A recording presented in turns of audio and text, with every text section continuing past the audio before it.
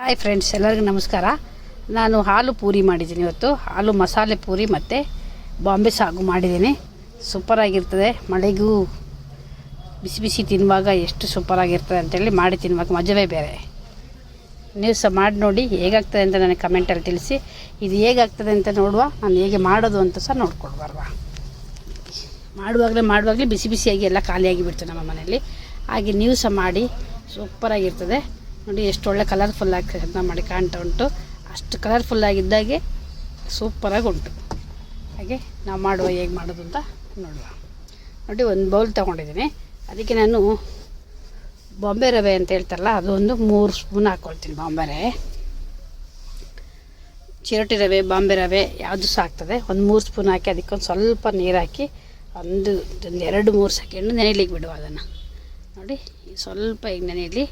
ಇದು ನೆಂದ ನಂತರ ನೋಡಿ ಇಷ್ಟಪ್ಪ ಆಗಿದೆ. ಇದಕ್ಕೇನು ಮಾಡುವ, ನಿಮಗೆ ಎಷ್ಟು ಕ್ವಾಂಟಿಟಿಯಲ್ಲಿ ಬೇಕು ಅಷ್ಟು ಕ್ವಾಂಟಿಟಿಯಲ್ಲಿ ಒಂದು ಅರ್ಧ kg ಒಳಗೆ ಹಿಟ್ಟು ಹಾಕ್ಕೊಳ್ವ. ಸ್ವಲ್ಪ ಗೋಧಿ ಹಿಟ್ಟು. ನಾನು ಒಂದು 1/4 kg ಸ್ವಲ್ಪ ಜಾಸ್ತಿ ಹಾಕ್ಕೊಂಡಿದ್ದೇನೆ. ಗೋಧಿ ಹಿಟ್ಟು ಹಾಕಿದ್ರೆ ಇದರಲ್ಲಿ ಒಂದು 100 ಗ್ರಾಮಿನಷ್ಟು ಮೈದೆ ಹಿಟ್ಟು ಹಾಕ್ಕೊಳ್ವ.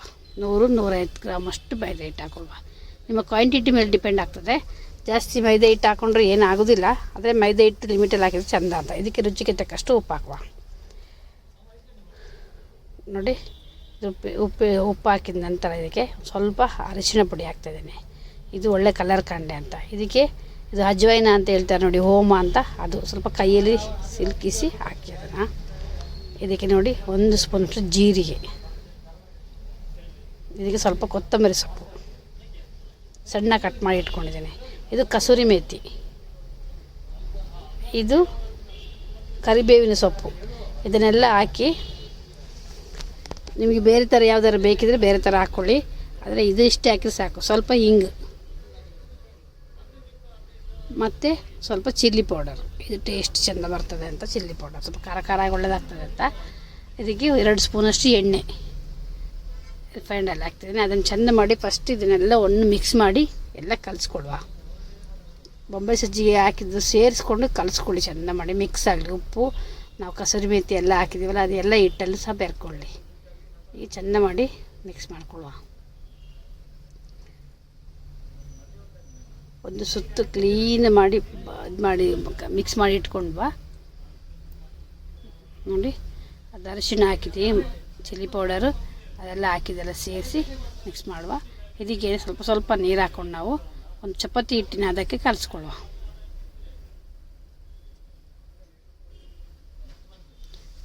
ನಾನು ಇದಕ್ಕೆ ಒಂದು ಬಟಾಟೆ ಬೇಯಿಸಿ ಹಾಕ್ಕೊಳ್ತಿದ್ದೀನಿ. ನಾನು ಹಿಟ್ಟೆಲ್ಲ ಕಲಸಿದ ನಂತರ ಬಟಾಟೆ ಹಾಕ್ತಾಯಿದ್ದೀನಿ. ನೀವು ಹಿಟ್ಟು ಕಲಿಸುವಾಗಲೇ ಮಿಕ್ಸ್ ಮಾಡಿಕೊಂಡು ಹಾಕ್ಕೊಳ್ಳಿ. ನನಗೆ ಸ್ವಲ್ಪ ಮಿಸ್ ಆಯಿತು, ಅದು ಹಾಗಾಗಿ ಇದು ಲಾಸ್ಟಿಗೆ ಹಾಕ್ತಾಯಿದ್ದೀನಿ. ನೀವು ಹಿಟ್ಟೊಟ್ಟಿಗೆ ಮಿಕ್ಸ್ ಮಾಡುವಾಗಲೇ ಇದನ್ನು ಹಾಕಿದರೆ ಬೆಸ್ಟ್ ಆಗ್ತದೆ. ಇದನ್ನು ಕ್ಲೀನ್ ಮಾಡಿ ಮಿಕ್ಸ್ ಮಾಡ್ಕೊಳ್ಬೋದು. ಅದಕ್ಕೆ ಹಿಟ್ಟೊಳಗೆ ಹಾಕ್ಕೊಂಡು ಒಳ್ಳೆ ಮ್ಯಾಶ್ ಮಾಡ್ಕೊಳ್ಬೇಕು. ಗಂಟು ಇಲ್ದಲ್ಲೇ ಹಾಕಿ ಮ್ಯಾಶ್ ಮಾಡ್ಕೊಳ್ಬೇಕು. ಇದನ್ನು ಮ್ಯಾಶ್ ಮಾಡ್ಕೊಂಡು ಚೆಂದ ಮಾಡಿ ಒಳ್ಳೆ ಹದ ಮಾಡಿ ಕಲಿಸ್ಕೊಂಡಿದ್ದೇನೆ.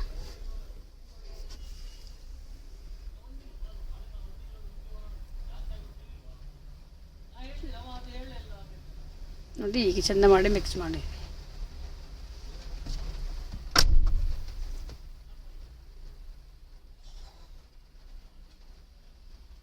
ಈಗ ಮಿಕ್ಸ್ ಮಾಡಿ ಇದನ್ನೀಗ ಒಂದು ಸ್ವಲ್ಪ ಎಣ್ಣೆ ಮೇಲೆ ಹಾಕಿ ಮಿಕ್ಸ್ ಮಾಡಿ ಮುಚ್ಚಿಡಿ. ಕ್ಲೀನ್ ಮಾಡಿ ಚೆಂದ ಮಾಡಿ.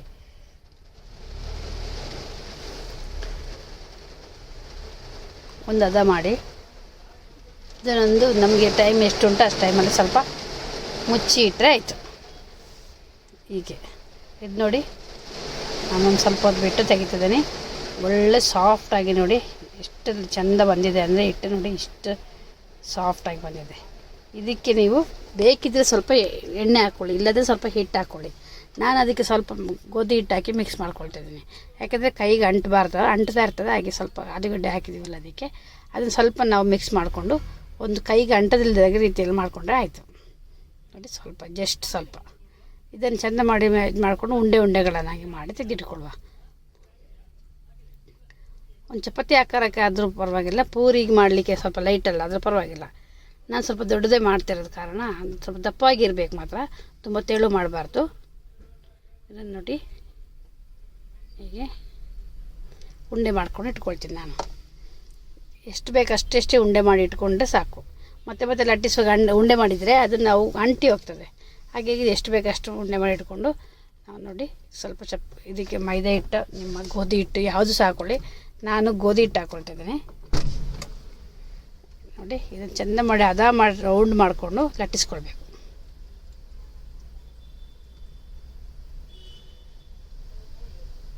ಮತ್ತು ಲಟ್ಟಿಸ್ಕೊಂಡು ನಾವೀಗ ಪೂರಿ ಅದಕ್ಕೆ ತರುವ.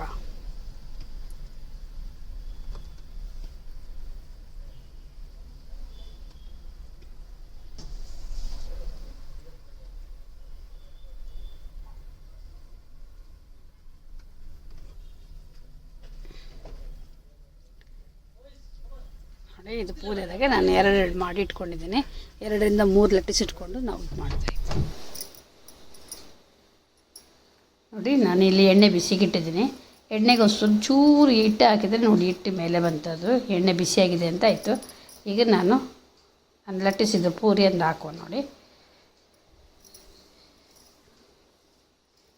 ಮೀಡಿಯಮ್ ಗ್ಯಾಸಲ್ಲಿ ಬಿಸಿ ಮಾಡಬೇಕು ಎಣ್ಣೆ. ತುಂಬ ಫಾಸ್ಟ್ ಇಟ್ಬಿಟ್ಟು ತುಂಬ ಜೋರು ಬಿಸಿ ಆಗಿಬಿಡುತ್ತೆ. ಹಾಕಿದ ತಕ್ಷಣ ನಮಗೆ ಹಿಟ್ಟು ಹಾಕಿದ್ದೆ ಅದು ಪೂರಿ ಹಾಕಿದ ತಕ್ಷಣ ತುಂಬ ಬೇಗ ಅದು ಕಲರ್ ಚೇಂಜ್ ಆಗಿಬಿಡುತ್ತೆ. ಸ್ಲೋ ಮೀಡಿಯಮ್ ಗ್ಯಾಸಲ್ಲಿ ಇಟ್ಕೊಂಡ್ರೆ ಅದು ಕ್ಲೀನಾಗಿ ಅದಾದಲ್ಲಿ ಬೇಯ್ತದೆ. ನೋಡಿ ಹೇಗೆ ಉಬ್ಬಿಕೊಂಡು ಬರ್ತಾ ಉಂಟು ಅಂತ ನೋಡಿ, ಸೂಪರಾಗಿ ಉಬ್ಬಿಕೊಂಡು ಬರ್ತಾ ಉಂಟು.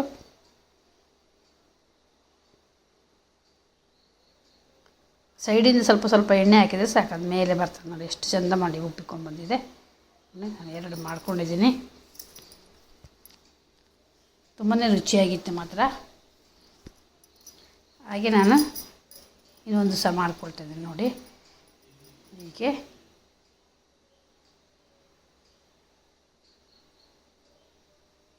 ಇನ್ನು ರುಚಿಯಾಗಿ ಪೂರಿ ಈಗ ಬಂತು. ಇದರೊಟ್ಟಿಗೆ ನಾನೊಂದು ಸಾಗು ಸಹ ಮಾಡ್ಕೊಂಡಿದ್ದೀನಿ. ಆ ಸಾಗು ಸಹ ಹೇಗೆ ಮಾಡೋದು ಅಂತ ನೋಡುವ. ಆ ಸಾಗುಗೂ ಪೂರಿಗೂ ಭಾರಿ ತುಂಬ ಟೇಸ್ಟಾಗಿತ್ತು. ನಾನು ಸಾಗು ಮಾಡಲಿಕ್ಕೆ ಏನೆಲ್ಲ ಮಾಡ್ಕೊಂಡಿದ್ದೀನಿ ಅಂದರೆ ನೋಡಿ, ಒಂದು ದೊಡ್ಡ ನೀರುಳ್ಳಿ ತಗೊಂಡಿದ್ದೀನಿ. ನೀರುಳ್ಳಿ, ಬೆಳ್ಳುಳ್ಳಿ ಸ್ವಲ್ಪ ನೋಡಿ, 2 ಏಲಕ್ಕಿ, ಇದು 2-3 ಗೋಡಂಬಿ ತಗೊಂಡಿದ್ದೀನಿ ಸ್ವಲ್ಪ, ಒಂದು ತುಂಡು ಚಕ್ಕೆ, ಲವಂಗ, ಏಲಕ್ಕಿ, ಮರಾಠಿ ಮೊಗ್ಗು ಎಲ್ಲ ಇಟ್ಕೊಂಡಿದ್ದೀನಿ ನೋಡಿ. ಇಷ್ಟು ಒಂದು ತುಂಡು ಶುಂಠಿ. ಅದನ್ನು ಇದು ಮಿಕ್ಸಿಗೆ ಹಾಕ್ಕೊಳ್ಳುವ ನಾವು. ಅದು ಪುಡಿಯೆಲ್ಲ ಇದ್ದರೆ ನೀವು ಪುಡಿ ಹಾಕಿ ಮಾಡಿದರೆ ಮಾಡಿ. ನನಗೆ ಪುಡಿಯಲ್ಲಿ ಸೇರುವುದಿಲ್ಲ, ಇದನ್ನು ಮಸಾಲೆ ತೆಗೆದು ಮಾಡಿ.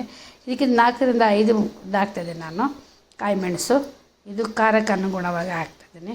ಅದನ್ನು ನಾವು ಪೇಸ್ಟ್ ಮಾಡ್ಕೊಂಡು ಬರುವ. ನಾನಿಲ್ಲಿ ಇದು ಮಾಡಲಿಕ್ಕೆ ಬಾಂಬೆ ಸಾಗು ಮಾಡಲಿಕ್ಕೆ ಒಂದು 2 ಕ್ಯಾರೆಟ್ ತೊಗೊಂಡಿದ್ದೀನಿ. ಒಂದು 7ರಿಂದ 8 ಬೀನ್ಸ್ ತೊಗೊಂಡು ಒಂದು ಚಿಕ್ಕ ಬಟಾಟೆ ಹಾಕ್ಕೊಂಡಿದ್ದೀನಿ. ಬಟಾಟೆ ಹಾಕಲಿಲ್ಲ. ಇದನ್ನು ಸ್ವಲ್ಪ ಉಪ್ಪು ಮತ್ತು ಅರಿಶಿಣ ಹಾಕಿ ಬೇಯಲಿಕ್ಕೆ ಇಡುವ. 2 ವಿಷಲ್ ತೊಗೊಂಡ್ರೆ ಸಾಕು, ಇದು ಬೆಂದೋಗ್ತದೆ. ನಾನೀಗ ಬೇಯಿಸ್ಕೊಂಡು ಬರ್ತೀನಿ. ಈಗ ನಾವು ಒಗ್ಗರಣೆ ಮಾಡಲಿಕ್ಕೆ ಅಂತೆಲ್ಲ ಇಟ್ಕೊಂಡಿದ್ದೀನಿ. ಸ್ವಲ್ಪ ಎಣ್ಣೆ ಹಾಕ್ಕೊಳುವ. ಸ್ವಲ್ಪ ಎಣ್ಣೆ ಹಾಕ್ಕೊಂಡು ಸ್ವಲ್ಪ ಸಾಸಿವೆ ಹಾಕುವ. ಎಣ್ಣೆ ಬಿಸಿಯಾಗಿದೆ, ಸ್ವಲ್ಪ ಸಾಸಿವೆ ಹಾಕೋಣ. ಸ್ವಲ್ಪ ಜೀರಿಗೆ ಹಾಕುವ.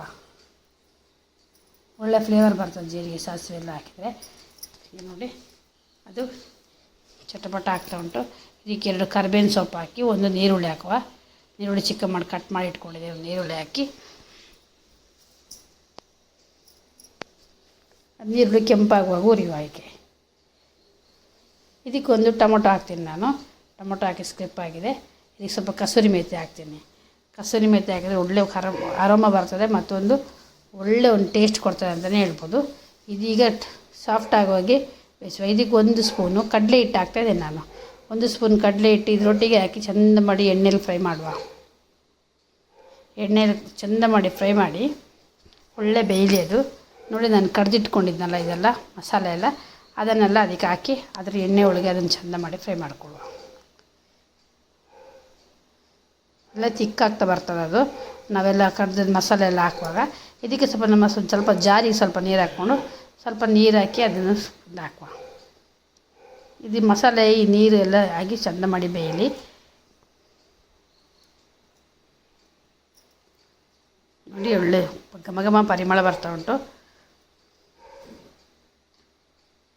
ಇದೀಗ ತಿಕ್ಕಾಗಿ ಇದಾದ ನಂತರ ಈಗ ನಾವು ಬೇಯಿಸಿಟ್ಕೊಂಡು ತರಕಾರಿ ಉಂಟು ನೋಡಿ, ಕುಕ್ಕರಲ್ಲಿ ಬೇಯಿಸಿಟ್ಕೊಂಡಿದ್ವಲ್ಲ, ಆ ತರಕಾರಿ ಸಹ ಇದಕ್ಕೆ ಆಗಿಬಿಡೋಣ. ನೋಡಿ, ಒಳ್ಳೆ ತಿಕ್ಕಾಯಿತು. ಮಾತ್ರ ತರಕಾರಿ ಎಲ್ಲ ಬೇಯಿಸಿಟ್ಟು ಸಹ ಅದಕ್ಕೆ ನೀರಿನ ಸ್ವಲ್ಪ ಜಾಸ್ತಿ ನೀರು ಹಾಕಿ ಬೇಯಿಸಬಾರ್ದು.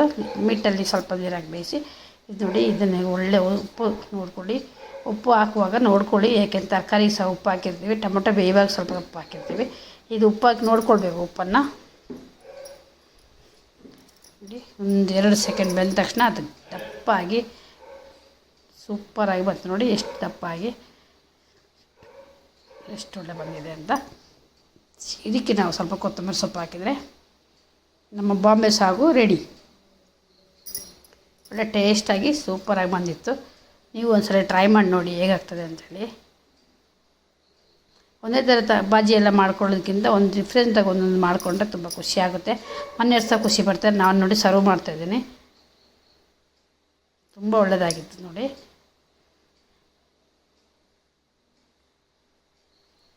ಈಗ ನಾನು ಬಾಜಿ ಇದಾಗ್ತಾಯಿದ್ದೀನಿ, ಬಾಂಬೆ ಸಾಗು ಆಗ್ತಾಯಿದ್ದೀನಿ ನೋಡಿ. ಸೂಪರಾಗಿ ಇತ್ತು ಅಂತಲೇ ಹೇಳ್ಬೋದು. ಎಲ್ಲರೂ ನೋಡಿ ಸಪೋರ್ಟ್ ಮಾಡಿ. Thank you for watching.